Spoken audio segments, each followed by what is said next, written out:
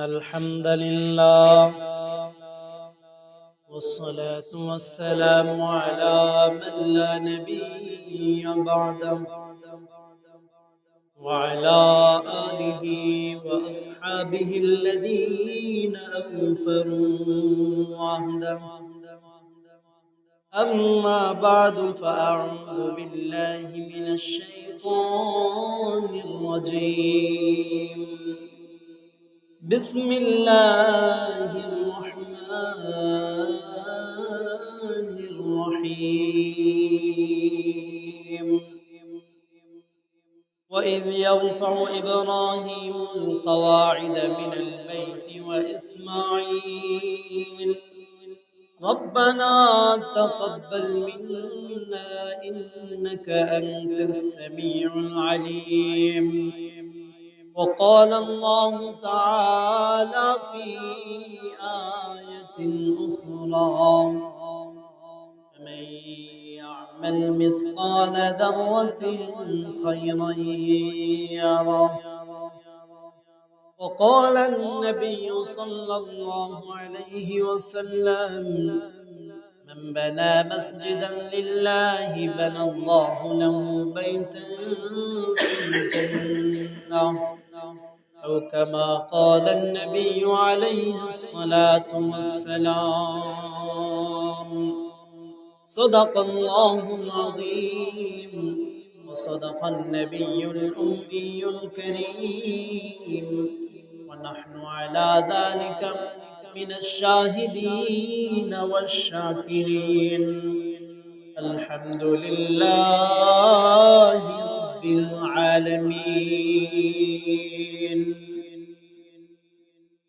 محترم علماء کرام बिरादरान इस्लाम, अल्लाह पाकेर दरबारे लाखो कोटी शुक्रिया जे अल्लाह पाक रब्बुल आलमीन आमादेरके पवित्र जुमार दिने अल्लाह पाकेर महान विधान जुमार नामाज आदायेर लक्ष्ये सबार आगे मस्जिदे एसे उपस्थित हওয়ার तौफिक दान करेছেন। एजন্য আমরা সবাই বলি আলহামদুলিল্লাহ।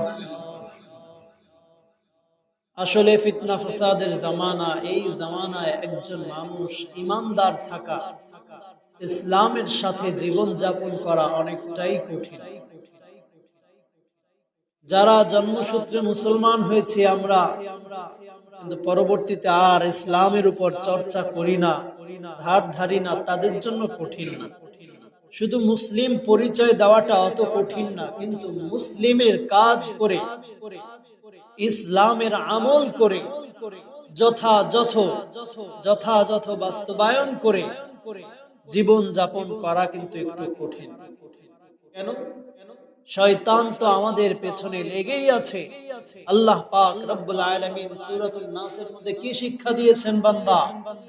শয়তানের অনিষ্টতা, শয়তানের ধোঁকা থেকেও তো পানা চাইতে হবে, মানুষের ধোঁকা থেকেও পানা চাইতে হবে, ঠিক না? আউযু বিরাব্বিন নাস, আমার বান্দা বলো, হে আমার প্রতিপালক, আপনার নিকট আশ্রয় চাই। কার থেকে? মানুষ শয়তানের ধোঁকা থেকে। বলি না আমরা? তার মানে মানুষের ধোঁকা, মানুষের অনিষ্টতা থেকেও আল্লাহ পাক রব্বুল আলামিন ক্ষমা চাইতে বলেছেন, পানাহ চাইতে বলেছেন। মানুষ শয়তান কারা? একের পর এক ইসলামের সমাজের মধ্যে, মুসলিম সমাজের মধ্যে মানুষ ধোঁকা দেয়। কিভাবে? একবার প্রচার করতে চায় যে আমরা মানুষ, আদম সন্তান নই, আমাদের কোনো স্রষ্টা নেই, আমাদের কোনো খালিক নেই, মালিক নেই, মানুষ হলো বানর থেকে পরিবর্তন হয়ে এসেছে। আবার একবার ধোঁকা দেয় এইভাবে যে মানুষ পুরুষ নারী বলতে কিছু নেই, জন্মগতভাবে একজন মানুষ পুরুষও হয় না, নারীও হয় না, বরং প্রাপ্তবয়স্ক হওয়ার পরে যখন সে বোঝে যে আমি নারী, তখন সে নারী, যখন সে বুঝবে যে আমি পুরুষ, তখন সে পুরুষ। তার মানে হলো তারা ট্রান্সজেন্ডারিজমে বিশ্বাস করতে চায় এবং মুসলিম সমাজের মধ্যে এই সমস্ত ভ্রান্ত ধারণা, ভ্রান্ত মতবাদকে প্রচার করতে চায়। তার মানে যখন আমরা জন্মগ্রহণ করেছি, জন্মগ্রহণ করার সাথে সাথে যারা ধাত্রীমা ছিল, ধরনী ছিল, এরা কিন্তু সাথে সাথেই বলে দিয়েছে তুমি পুত্র সন্তানের বাবা হয়েছো, ঠিক না? আমাদের পিতামাতাকে বলে দিয়েছে না? কি দেখে বললো? আমাদের বাহ্যিক গঠন দেখে বলে দিয়েছে। কিন্তু এরা বলতে চায় যে জন্মের পরে বাহ্যিক গঠন দেখে নির্ণয় করা সম্ভব না যে এটা পুরুষ নাকি মেয়ে। আজব কথা না? এরা এটা বলতে চায়। কারা?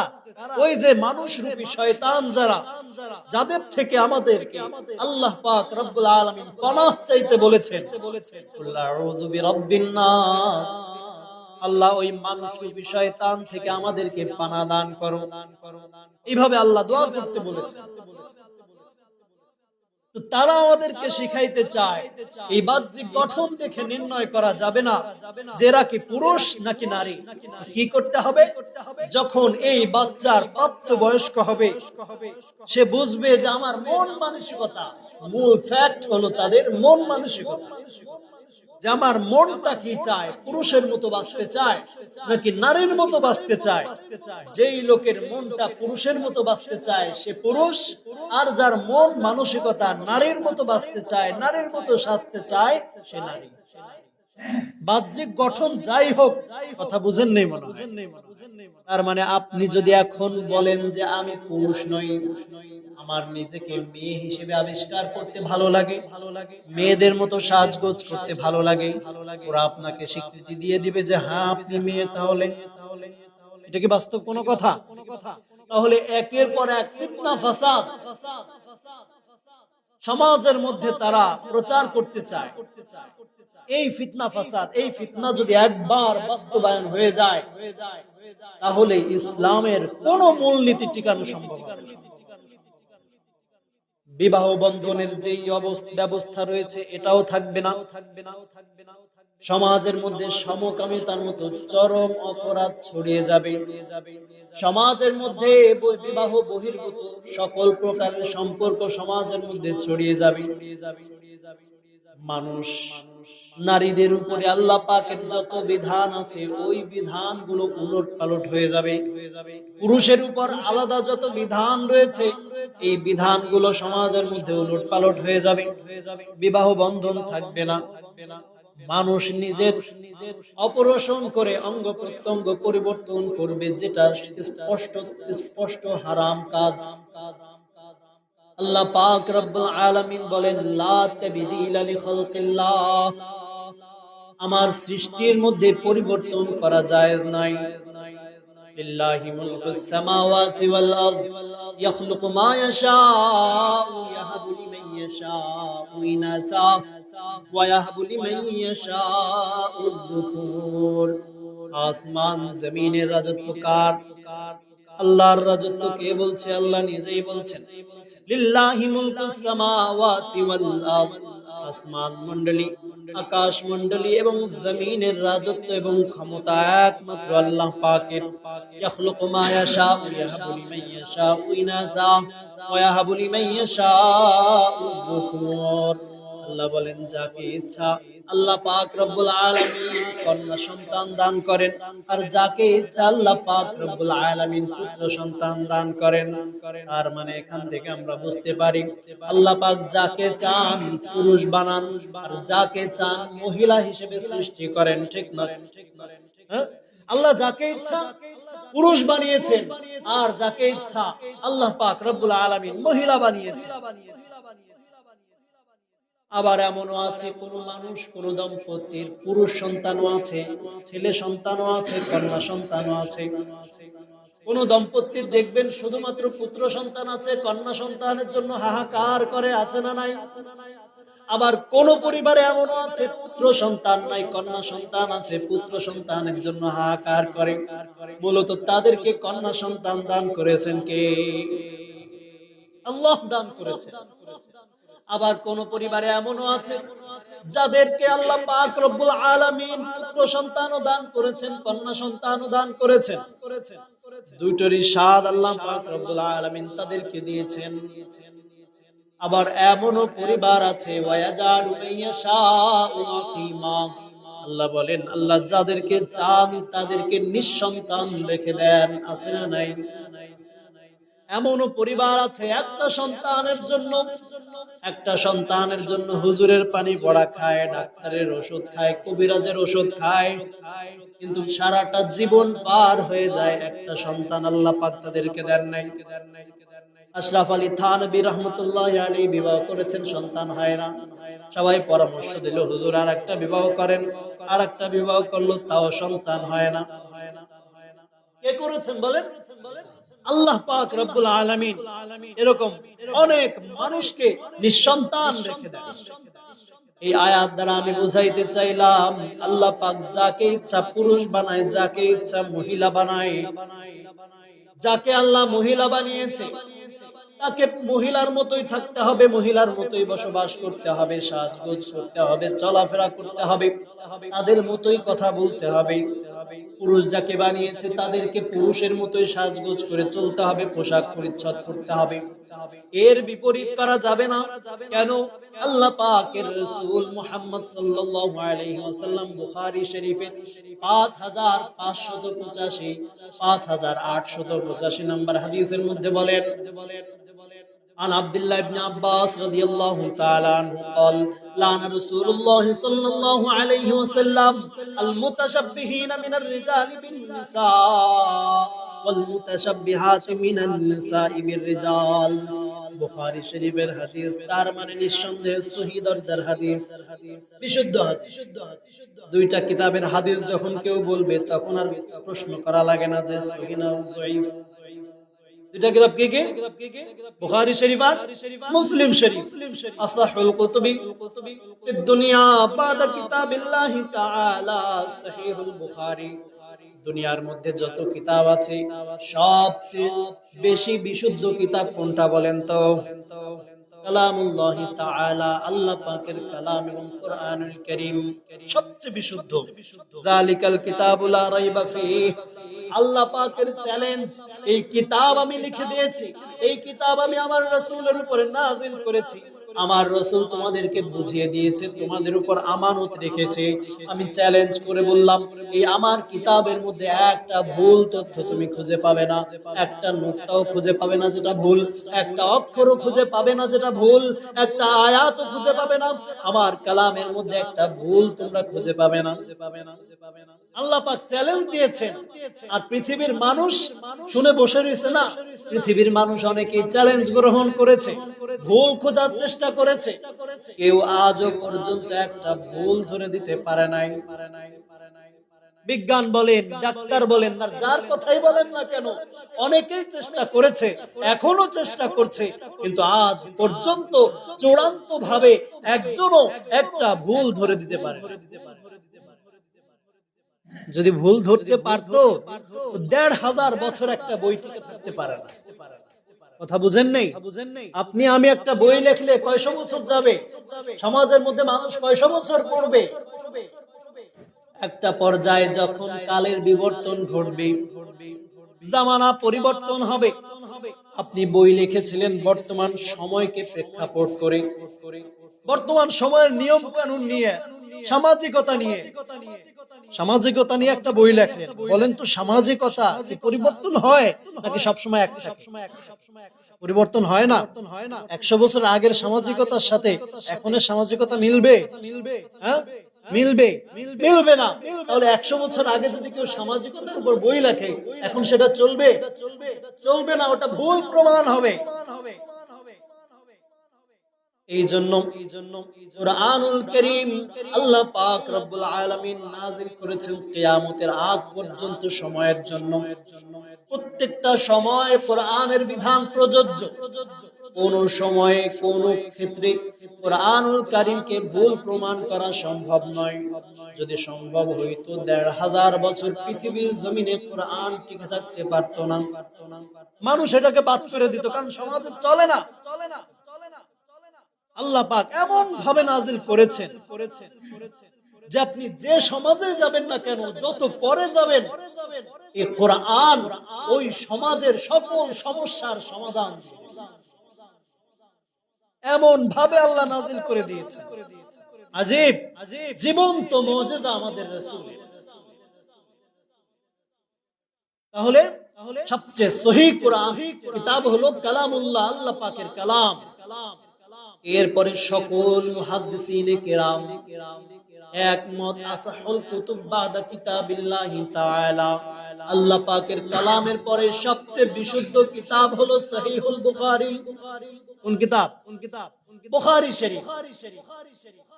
এরপরে সবচেয়ে বিশুদ্ধ কিতাব হলো সহিহ মুসলিম, মুসলিম শরীফ। যার কারণে এই দুইটা কিতাবের হাদিস যদি বলা হয় তাহলে আর প্রশ্ন করা লাগে না যে এই দুই কিতাবের হাদিস সহিহ নাকি জয়ীফ, নাকি দুর্বল, নাকি অশুদ্ধ। এটা বলা লাগে না। এটা বলা লাগে না কেন? কেন বলা লাগে না?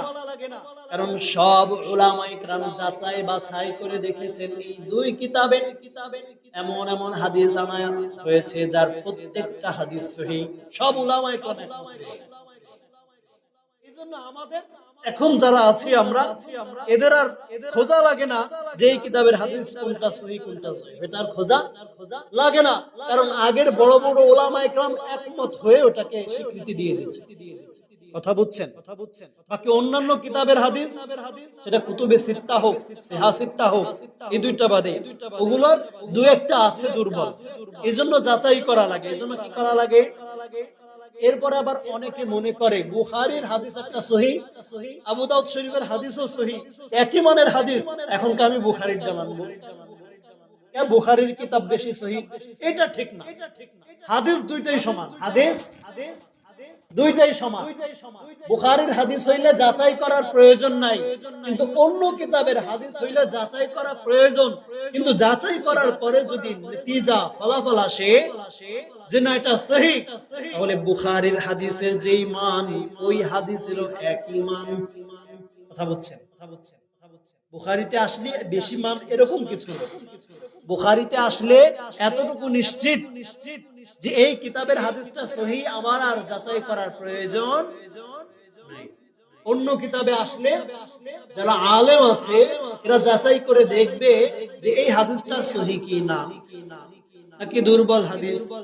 যদি ফলাফল আসে যে এই হাদিসটা সকল নিয়ম কারণ উত্তীর্ণ হয়ে এই হাদিসটা সহিহ, তাহলে ওই হাদিস আর বুখারীর ওই হাদিস মান এবং স্তর কোন কম বেশি। কথা বুঝেন নাই? হ্যাঁ, এই পার্থক্য অনেক ভাই বোঝে না। বুখারী মুসলিমে আসছে এজন্য এটার মান বেশি, এরকম কিছু। কথা বুঝছেন মনে হয় না? যাক, অন্য একদিন যদি পারি আরো বুঝাবো ইনশাআল্লাহ।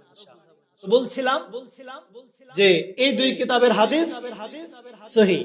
এই দুই কিতাবের এক কিতাব বুখারী শরীফের মধ্যে আমাদের নবী বলছেন, লানা রাসূলুল্লাহ, আব্দুল্লাহ ইবনে আব্বাস বলছেন যে রাসূল সাল্লাল্লাহু আলাইহি ওয়াসাল্লাম ওই সমস্ত পুরুষদের উপর লানত করেছে যেই পুরুষরা নারীদের মতো সাজগোজ করে। মনে আছে তো কথা? নারীদের মতো কি করে? সাজগোজ করে। অনেক পুরুষ আছে নাক ফুল পরে, অনেক পুরুষ আছে কানের দুল পরে, পরে কি পরে না। অনেক পুরুষ আছেন নারীদের মতো বড় বড় চুল রাখে, নাই মনে হয় সমাজের মধ্যে। অনেক পুরুষ নারীদের মতো অঙ্গভঙ্গি করে, নারীদের মতো কথা বলার চেষ্টা করে। জমিনের মধ্যে এমন মানুষ নাই মনে হয়। আবার অনেক নারী আছে যারা পুরুষের মতো পোশাক পরে, টি শার্ট পরে, পরে কি পরে না, জিন্সের প্যান্ট পরে, তারপরে মাথায় হ্যাট পরে, মানে টুপি পরে, ক্যাপ হ্যাট, যেগুলো ছেলেদের মতো দেখা যায়। এরকম ভাবে ছেলেদের মতো সাজগোজ করে।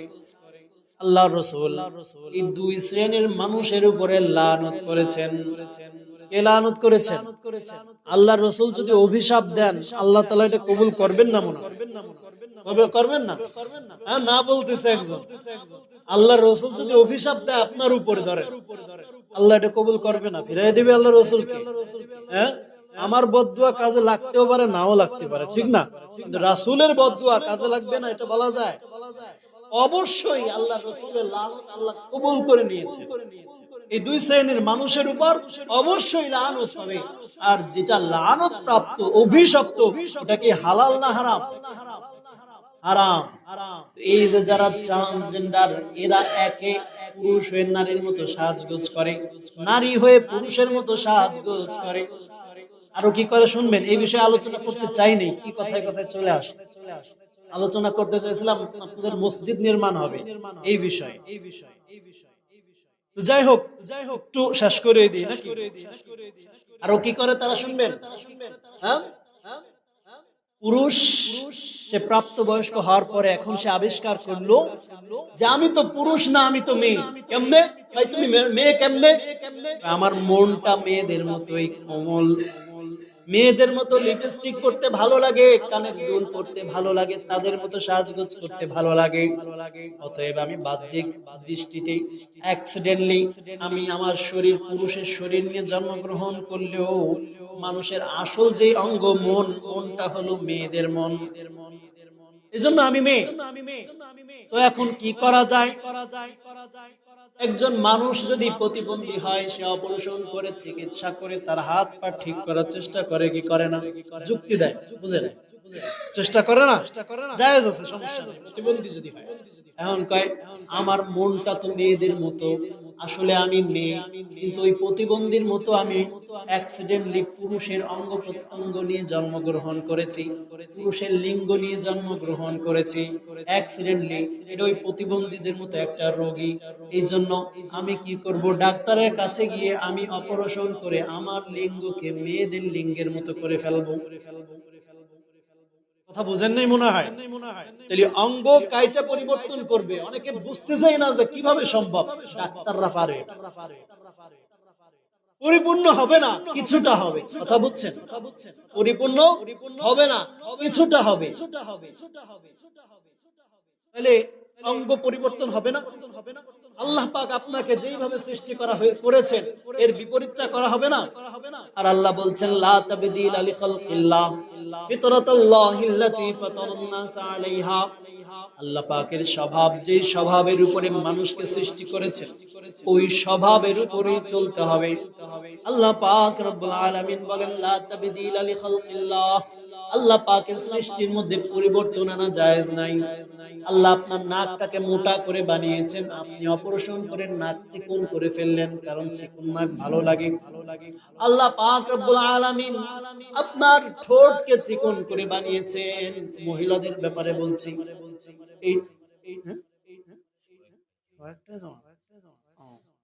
আচ্ছা তাহলে 10-এ ছেড়ে দিই। তো ঠোঁটকে চিকন করে বানিয়েছে অপারেশন করে, ইনজেকশন নিয়ে ঠোঁট মোটা করে। লা তাবদীলা লিখালকিল্লাহ। আল্লাহ পাকের সৃষ্টির মধ্যে পরিবর্তন আনা জায়েজ নাই। আরো যে কত করে, হ্যাঁ, বুকের অবস্থা পরিবর্তন করে, স্তনের অবস্থা, নিতম্বের অবস্থা, এগুলো আমরা গ্রামের মানুষ জানিও না। যারা একটু স্মার্ট আছে, যুবক আমাদের মতো মোবাইল ফোন চালায়, স্মার্টফোন চালায়, ওরা জানবে, সহজে সার্চ দিলেই চলে আসবে। বুঝেন নাই?